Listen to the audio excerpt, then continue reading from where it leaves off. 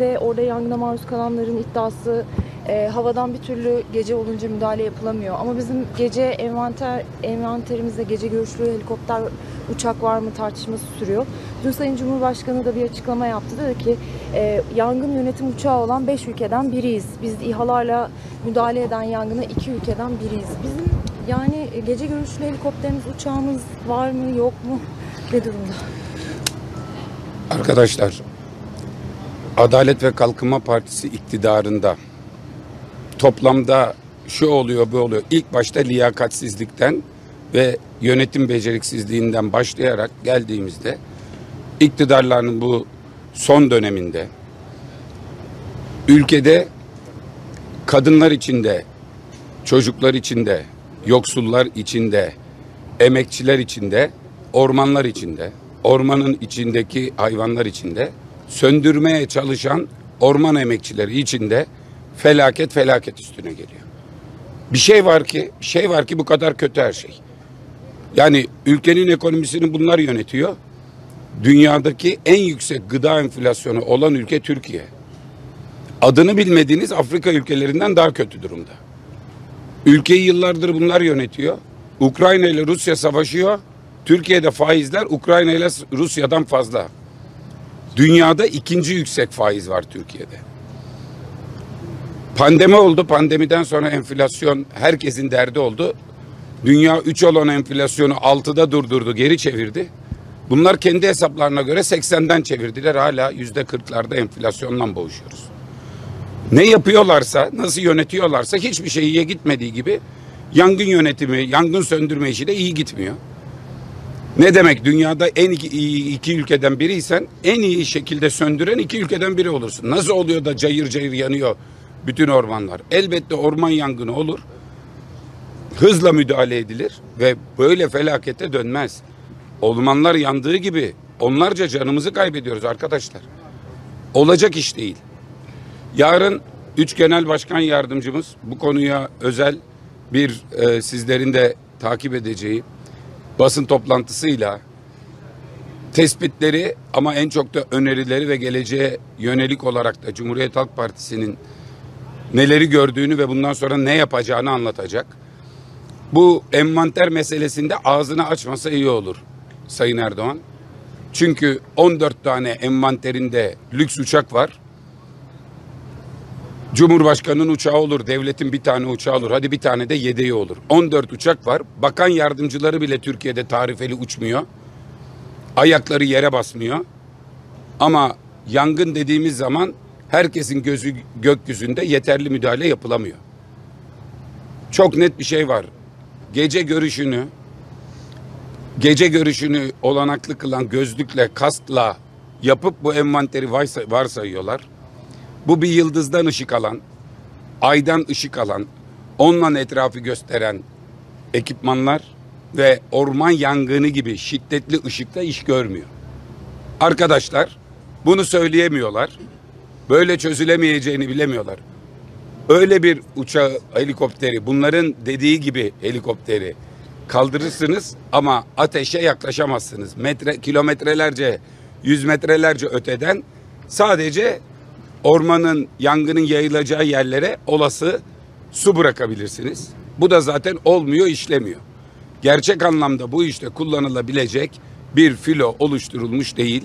Mevcut filo da zayıf. Maalesef Türk Hava Kurumu halen daha elindeki uçaklar doğru şekilde bakım görseydi, filosu güçlendirilseydi ki hepimiz biz bu Türk Hava Kurumu'na, hepimiz destek oluyorduk, kurban derileri bağışlanıyordu. Türkiye'nin yüz akı bir kurumdu. Ne yaptılar biliyor musunuz? Ne yaptılar? 8 yıldır, 7 yıldır kayyım var Türk Hava Kurumu'nda. Seçimini yaptırmıyorlar. Neden? Başına bir tane AK Partili oturtabilmek için. O Türk Hava Kurumu şimdi yangınla mücadelede yok maalesef. Biz yaparız diyenler de yapamıyor maalesef. Bir büyük bu konuda seferberliğe ihtiyaç var. Milleti de arkamıza alarak bir seferberliğe ihtiyaç var. Ama maalesef her yerde olduğu gibi, yapmadıkları gibi milletin de önünü tıkayan, kurumların da önünü tıkayan bir yönetim anlayışı var.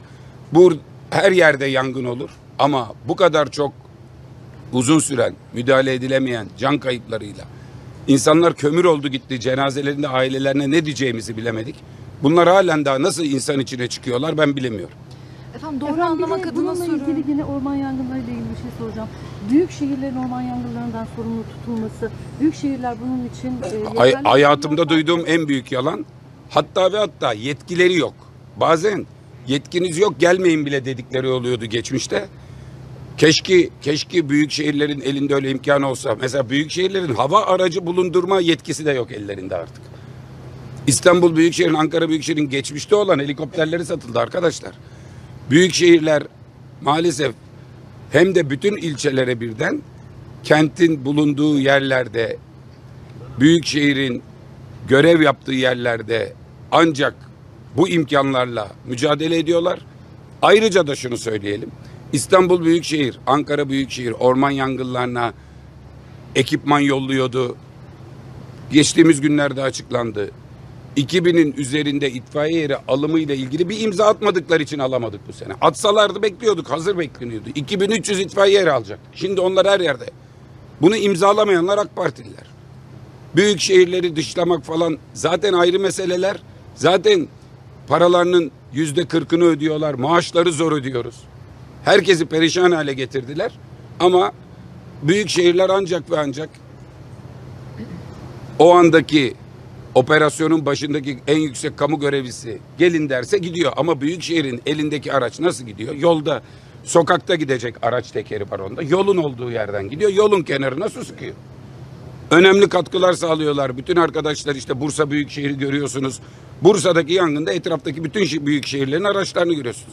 Ama yolun gidebildiği yere mevcut işte bu arabaların lastikleri nasılsa öyle lastikleri olan araçlarla, asfaltta gidecek araçlarla o kadarlık bir katkı sağlanıyor. Türkiye'nin yangın yönetimiyle, afet yönetimiyle ilgili çok güçlü, çok itibarlı ve çok özenilerek kurulacak çok büyük bir kuruma ihtiyacı var. Buna da ciddi kaynak aktarmak lazım. Herkesin içi yanıyor. Bu süreçte milletin de desteğini, dayanışmasını, tüm kurumların desteğini, dayanışmasını arkaya alacak bir çaba ihtiyaç var. Lütfen efendim, lütfen. Basın toplantısı. Efendim iç siyasete dair arkadaşlarım başka sorular olacak ama ben yanlış anlamamak için bir kere daha sormak istiyorum. Yangınla gece görüşle müdahalede yani envanterimizde iktidarın iddia ettiği var dediği helikopterlerde sizin söylediğiniz malzemeleri var ama yetersiz mi? Evet. Zaten bu konudaki uzmanların söyledikleri ya bu araçlara gece görüş kitleri alındı diyordunuz niye kalkmıyor onun? Cevabı şu. O gece görüş sistemleri çok az ışıkla uçmayı olanaklı kılan kasklar, hatta kokpitinde ona uygun hale getirilmesi gerekiyor. Yüksek ışığın olduğu orman yangınında etkisiz. Uçaklardan devam edeyim. Eurofighter'la ilgili bize teşekkür etmesi gerekiyor dediniz Erdoğan için. Cumhurbaşkanı Erdoğan da kabine toplantısı sonrası muhalefet yerli ve milli olursa biz teşekkür etmekten çekinmeyiz dedi. Bir de diğer sorum terörsüz Türkiye ile ilgili, terörsüz Türkiye süreciyle ilgili bir komisyon kurulacak. Siz iki şartımız var dediniz. Eşit temsiliyet, nitelikli çoğunluk bunlar olmazsa üye vermeyeceğiz dediniz. Üye verecek misiniz? Çünkü Perşembe gününe kadar üye bildirimi ne istedi Numan Kurtulmuş. Bununla ilgili olarak Cumhurbaşkanı Erdoğan ana muhalefet olarak size yüklendi ve dedi ki geçmiş günahlarının kefareti olabilecek bulunmaz bir fırsat dedi. Bu süreç nasıl değerlendirirsiniz bunları? Son dediğine Allah akıl fikir versin diyeyim. Başka ne diyeyim yani? İlk söylediğiniz konuyla ilgili Silivri'de geçen hafta çarşamba günü bir basın mensubu sordu. Eurofighter'larla ilgili anlaşma sağlandı. Almanya'nın blokajı vardı. Almanya blokajını kaldırmış. Bu konuda çabalarınız olduğunu söylüyordunuz. Bu konuda hükümetten size bir teşekkür geldi mi? Ben de dedim ki normal bir ülke olsaydık beklenirdi. Normal bir siyasetçi olsaydı beklerdik. Yoksa aman Erdoğan bize teşekkür etsin derdinde değiliz. Zaten hemen ardından birkaç iktidara yakın gazete vay efendim Eurofighter'ları kendilerine mal etmek istiyorlar diye yazarken taksildiler. Ertesi gün Alman hükümet sözcüsüne soru soruldu. O da dedi ki açıkça söylemem gerekir ki Özgür Özel üzerinden hapisteki Ekrem İmamoğlu'nun da Eurofighter'ların kendi meselesiyle ilişkilendirilmemesini ve bir milli savunma meselesi olduğu için bununla ilgili blokajın, vetonun kaldırılmasını talep ettiler. O yüzden verdik. Çünkü Alman gazeteci soruyor.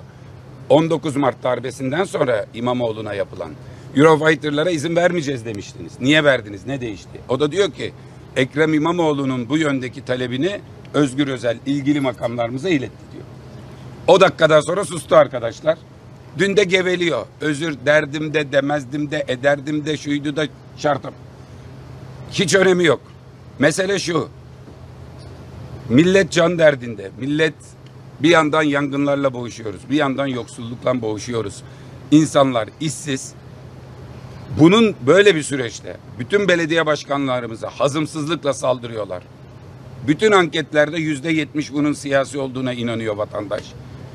Canımızla uğraşıyoruz. Bu haldeyken dahi Ekrem İmamoğlu Eurofighter meselesini bu işe karıştırmayın diyebilecek erdemi gösteriyor. Erdoğan da bu işi bile, böyle bir işte bile meseleyi siyaset üstü bir yerde tutamamayı başarıyor. Kavga yapıyor. İşte öyle diyeceğim, böyle diyeceğim. Gelelim meclisteki komisyon konusuna. Komisyonla ilgili bizim tavrımız ilk günden beri net. Bu işin meclis eliyle yürütülmesi gerektiğini söylüyoruz.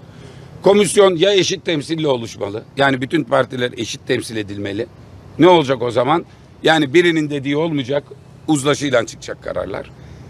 Eşit temsil değilse o zaman mutlaka nitelikli çoğunlukla karar almalı diyoruz. Komisyonun 5'te 3'ü ya da 3'te 2'sinin alacağı kararla kanunlar kabul edilmeli, çıkarılması istenen kanunlar meclise tavsiye edilmeli diyoruz. Şimdi Sayın Meclis Başkanı'nın istediği rakamlardan gördünüz ki eşitlik yok. 21 AK Parti'den 10 CHP'den istiyor. Meclisteki sandalye sayımıza göre, nisaba göre yani meclis diliyle. O zaman nitelikli çoğunluk aranacağının Meclis Başkanı tarafından söylenmesi lazım ki bu komisyonda olalım. Onun dışında komisyonun rakamları AKP artı MHP istediğini yapıyorsa, bize hiç ihtiyaç yoksa, böyle bakıyorlarsa ne işimiz var orada? Ancak nitelikli çoğunlukla karar alınacağı söylendiğinde ve ilk toplantıda bununla ilgili kararlar alındığında o zaman Cumhuriyet Halk Partisi bu komisyonda yer alır. Yalnız Cumhuriyet Halk Partisi'nin bu komisyonda yer alması ne Tayyip Erdoğan'ın böyle tuhaf beklentilerine, yok işte geçmişteki bilmem nenin kefareti, mefareti, böyle sulandırmalar için değil. Türkiye'nin en önemli meselesi terör bitecek. Oraya giden askerin anasının gözyaşı dinecek. Önce endişesi dinecek. Sıvasız biriket evlere al bayraklı şehit cenazeleri gelmeyecek. Türkiye'de analar ağlamayacak. Oraya harcanan para da iktidarımızda teröre harcanmayacak, yoksullukla mücadeleye harcanacak, kalkınmaya harcanacak. Biz bunun için bir yerde olacaksak oluruz. Ne Tayyip Erdoğan için. Böyle kamuoyunda şey gibi anlaşılıyor. Bazı bakıyorum, görüyorum. Anayasa tartışmaları. Biz dedik. Hatta açık açık söyledim. Senden ne anayasası? Menemen yapmam dedim. Aynı çizgideyiz. Bu komisyon anayasa yapacak bir komisyon değil. Ona niyetlenen bizi yanında bulamaz. Çünkü anayasaya uymayanla anayasa yapılamaz. Bu komisyon hukuk üretecekse, bu komisyon hakkaniyet üretecekse, demokrasi üretecekse, barış üretecekse bu komisyonun dışında kalınamaz. Neden kalınamaz? Milletin vekilini Kadim Durmaz'ı Tokat'tan, Ali Mahir Başarır'ı Mersin'den meclise git çalış diye yolluyor. Meclis komisyon kurmuş. 10 kişilik sana kontenjan vermiş. Sen 10 kişiyle burada görev yapmalısın diyor. Ben yapmam diyemez. CHP'nin olduğu komisyondan değil, olmadığı komisyondan korksun herkes. Cumhuriyet Halk Partisi, Cumhuriyeti tartışacak bir yerde olmaz. Cumhuriyetin tartışıldığı bir yerde olmaz. Cumhuriyetin kolonlarına çivi çakılan, bakın kolonlarının kesildiği değil, çivi çakmaya yeltenenin elinden o çekici alır, o komisyonda olmaz. Ama Cumhuriyet Halk Partisi demokratikleşme olacaksa orada olur. Bugün Türkiye'nin en büyük sorunu demokratikleşme. Adil yargılanma meselesi. Cezaevlerinde suçsuz duran birçok kişinin tahliyesi söz konusu. Bir yandan bu süreçte başka tahliyeler gelecek. Onlar bir yandan olsun. Sonra öbür tarafta başkaları siyasi sebeplerle içeride dursun. Böyle bir şey yok arkadaşlar. Böyle bir şey yok. Ne Figen Yüksekdağ durabilir, ne Selahattin Demirtaş durabilir, ne Ekrem İmamoğlu durabilir, ne Ahmet Özer durabilir, ne de suçsuz günahsız bürokratlar mı sırf bir suçun parçasıymış gibi durabilir. Bunların konuşulacağı, çözüleceği, meselenin ilerleyeceği bir komisyonda oluruz. İlerlemiyor mu? Önce ilerletmeye çalışırız. Yok, geri mi gitmek istiyorlar? Olmayız. Tayyip Erdoğan demokrasiyi bir araç olarak görmüş, işine gelince binmiş, işine gelmeyince inmiş de demokrasiyi rafa kaldırmış, sandığa saldırmış. Kimse sen demokrasi treninden niye indin demeyecek. Cumhuriyet Halk Partisi bu komisyona girerse Katolik nikahı var sanki. Yanlış işler konuşacaklar, doğru işler yapmayacaklar o komisyonda. Bindiğimiz gibi ineriz. Tayyip Erdoğan bu konforu ömrü boyunca kullanacak da Cumhuriyet Halk Partisi şimdiden niye sonuç alabileceği bir komisyonda demokrasiyi zorlamak için hem de nitelikli çoğunlukla karar alınacaksa bulunacak, ya da niye girdi diye AK Parti ile AK Parti'nin getirdiği bir takım şeylere sadece tasdik memuru, noter gibi görev yapacak. Bu özgüvensizlik niye yani? Cumhuriyet Halk Partisi çatır çatır mücadele ediyor. Mücadelesini sahada, meydanda, sokakta, otobüsün üstünde de, meclisin kürsüsünde de sürdürmeye devam edecek. Kimse bizden bu süreçte hatalarından dönmeyen, yanlışlardan geri adım atmayan hiç kimse Cumhuriyet Halk Partisi'nden mış gibi siyaset yapmasını beklemesin. Memlekette darbe var, püskürtmeye uğraşıyoruz. Bunu meydanlardaki mücadele devam edecek. Mecliste de milletin göreviyle geldiğimiz mecliste bir zemin var. O zemine gideceğiz, mücadelemizi yapacağız. Yok, bu zemin size göre değilse o zaman Cumhuriyet Halk Partisi o zeminde olmaz zaten. Kimsenin kaygısı, endişesi olmasın. CHP'nin olmadığı yerde her şey olur. Olduğu yerde bir şey oluyorsa ya iyi bir şey oluyordur, yanlış bir şey oluyorsa zaten içinde biz olmayız. Bunu herkes böylelikle görsün. Efendim, bir de Cumhurbaşkanı'nın kabine sonrasında şu ifadeyi kullandı. Rüşvetçiyi suçüstü yakalayanlara kızanlar ya kumpas iddialarını ispat etmelidir ya da çıkıp hakkına girdikleri emniyet ve yargı mensuplarından özür dilemelidir ifadesini kullandı. Bunu nasıl değerlendiriyorsunuz? Bu geçtiğimiz dönemde yargıyı, emniyeti FETÖ'ye teslim edip, kumpaslara teslim edip, o kumpaslarla ülkenin genelkurmay başkanını bile içeri atmış, ülkenin en seçkin pilotlarını şu anda dünyanın çeşitli havayolu şirketlerinde çalışmaya zorlamış, ordusundan koparmış ve ben de kandırıldım demiş birisi mi söylüyor bunu? Bunu dediğinin olması için bana iddianameyi koyacak önüme. Ben iddianamede göreceğim. Rüşveti göreceğim. 4 ay olmuş, bir kör kuruş rüşvetin ispatını bulamamışlar. Bir kör kuruş rüşvetin.